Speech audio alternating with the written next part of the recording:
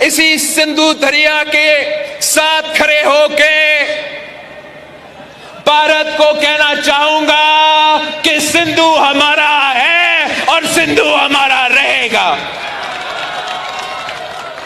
या इस दरिया से हमारा पानी बहेगा या उनका खून बहेगा। ऐसे नहीं हो सकता, ऐसे नहीं हो सकता कि एक दिन तू उठ जाए और ये फैसला करे कि आप इंडस वाटर ट्रीटी को नहीं मानते हैं। नदी का पानी जो है रोकने का निर्णय भारत सरकार ने लिया, उसका उत्तर दिया कि हम बम डाल देंगे जो भुट्टो है। दोनों मुद्दों को कैसे देखिए, वो उन्होंने जो है अभी राजनीति में आए हैं, उनको ये सोचना पड़ेगा कि उनकी अम्मा को किसने मारा। टेररिज्म से तो मारी ना उनकी वालदा, उनको अगर वो समझ में नहीं आ रहा तो क्या समझाएंगे उनको भी। भाई, जिसकी माँ को उसी के होम ग्रोन टेररिस्ट ने मार दिया तो वो बात समझो ना तुम। आपकी माँ को जब गोली मारा तो टेररिज्म है, और हमारे बेटियों को, माओं को जो मारे टेररिज्म नहीं है क्या वो? तो उनको समझने की जरूरत है बात को।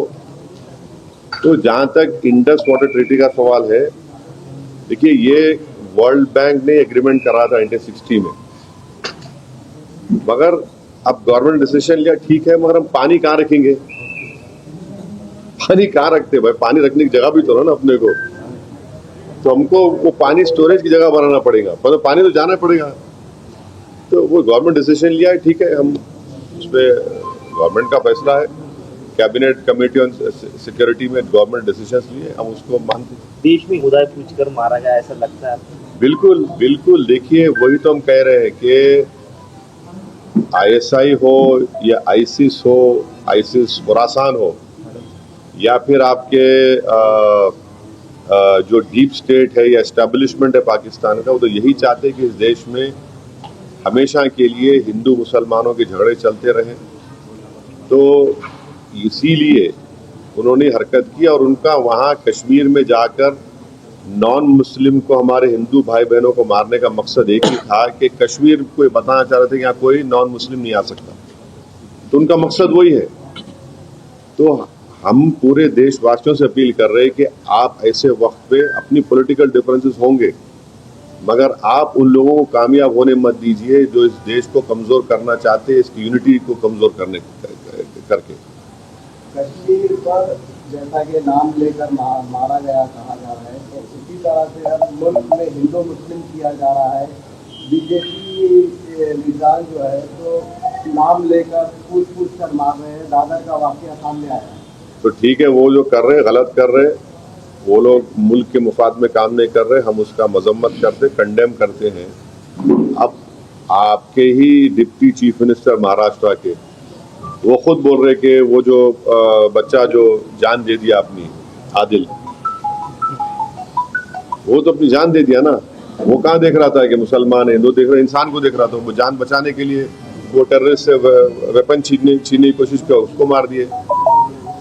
तो ये जो अगर हमारे देश में से कोई कर रहा है, गलत है, ये इसको हम कंडेम करते हैं। सरकार ने जो अल्टीमेटम दिया था कि जितने भी पाकिस्तानी हैं उनको पाकिस्तान भेजा जाए, वो चले जाए, मगर यहाँ की राज्य सरकार में जो है देवेंद्र फडणवीस बोल रहे कि पूरे गए, और एकनाथ शिंदे जी बोल रहे 160 अभी बाकी है। मेरे को नहीं मालूम है, ये तो गवर्नमेंट को। युद्ध कितना महंगा पड़ेगा भारत को? अरे भाई, अभी गवर्नमेंट को छोड़ो ना, ऐसा लूज टॉक मत करिए। गवर्नमेंट का डिसीजन होगा, गवर्नमेंट पूरा सोच के फैसला करेगी। सुनिए, गवर्नमेंट क्या करेगी नहीं करेगी वो गवर्नमेंट तय करेगी। हमारा बोलना, अपोजिशन कहता है कि आप इस पर स्ट्रांग एक्शन लीजिए, ये खत्म होना ये चीज। अब वो कैसा एक्शन लेंगे, क्या लेंगे, गवर्नमेंट पे तो थोड़ा आपको तो उन पे छोड़ना पड़ेगा ना।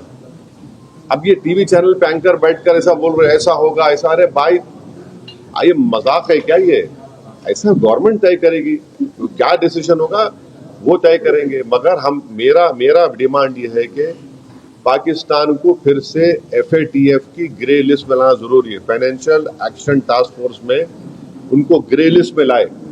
ग्रे लिस्ट में लाए तो उनको ये देखिए, इलीगल पैसों से फाइनेंस करे टेररिज्म ये लोग। कोई वाइट का पैसा नहीं कि इलीगल पैसे से, तो FATF की दोबारा लिस्ट की ग्रे लिस्ट में पाकिस्तान को डालना जरूरी है। हम डिमांड करेंगे ये गवर्नमेंट से कि उनको FATF की ग्रे लिस्ट में डालो आप, तभी जाकर उनका होगा। और हम लोग पूरा उन पर साइबर अटैक करना, हमारे पास एथिकल हैकर्स है, हमारे पास नेवल और एयरफोर्स ब्लॉकेट कर सकते, इंटरनेशनल लॉ में कर सकते हम।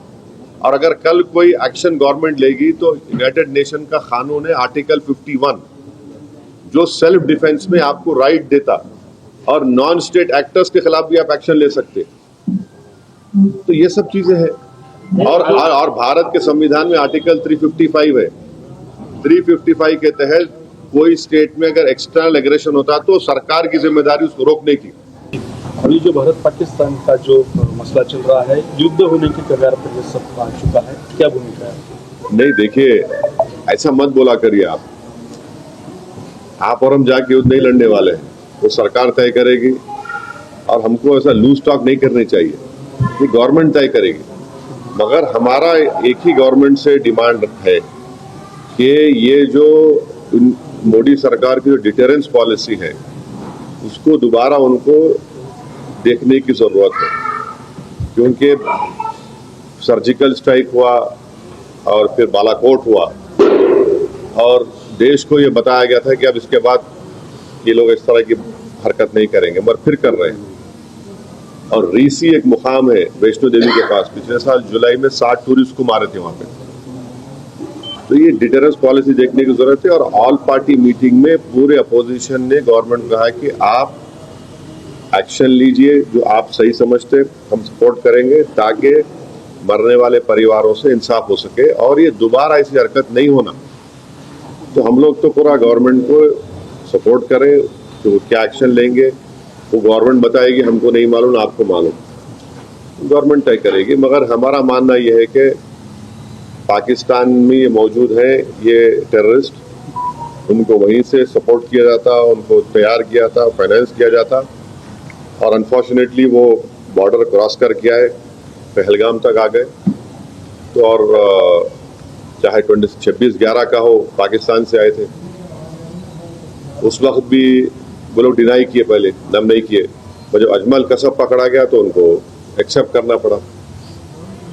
तो अब गवर्नमेंट क्या एक्शन लेगी वो गवर्नमेंट के ऊपर है, गवर्नमेंट वो तय करेगी, हम तो नहीं बोल सकते। मगर इनके खिलाफ तो ये हमारा मानना ये है कि ऐसे टेररिज्म को रोकने की जरूरत है और सख्त कार्रवाई करने की जरूरत है, क्योंकि कोई भी आपको तो पहले किसी को जान लेने का इख्तियार नहीं है। दूसरा, आप हमारे वतन में आकर आप जो इनोसेंट टूरिस्ट है उनका समुदाय पूछकर, उनका रिलीजन पूछकर उनको गोली मारना, ये बदतरीन हरकत है ये।